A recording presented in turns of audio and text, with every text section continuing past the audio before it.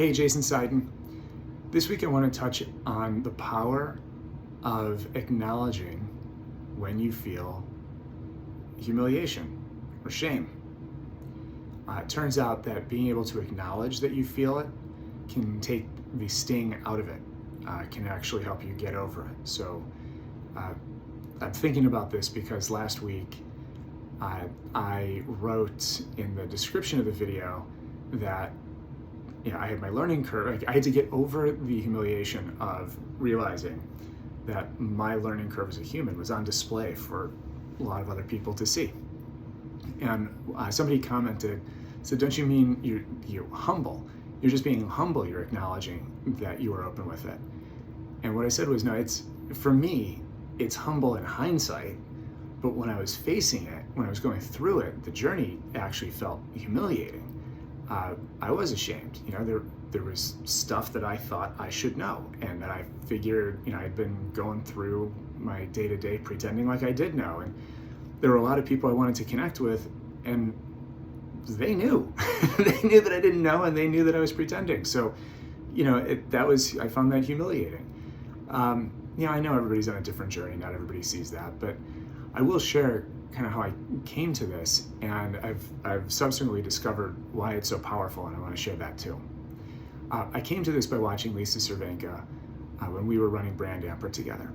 She had a marketing background but was new to the recruiting industry, so there was a lot she didn't know about employer branding, and she would ask me, and I would say, look, this employer branding is brand new. Like, literally the language is being made up in real time, and the people that you're interacting with are the people inventing it.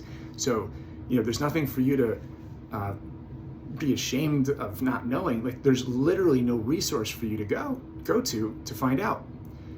And we would have this conversation, and nonetheless, when she would talk to people in the industry, she would say, look, this is humiliating, but I don't know this. I don't know where to go for this. I feel like there's probably a body of knowledge here, and I don't know it.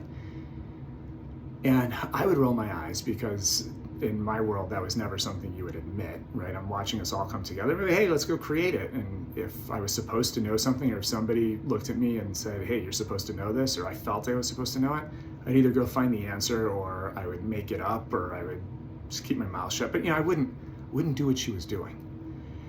And she had far more success with that approach than I could imagine. It did not go the way that I expected. It didn't blow up in her face, just the opposite. She made incredible relationships. She not only got the information she was seeking, she turned the people she asked and acknowledged her humiliation to into allies. And some of these people were people I had known for years, and she ended up being at least as close, and in some cases closer to them than I ever was.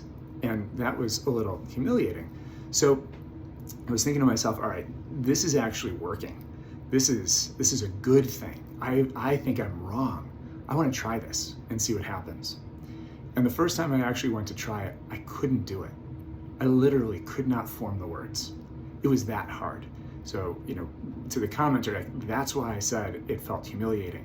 Humility is fine. You're like, you just ask a question humbly. But when there's shame involved, that freezes you.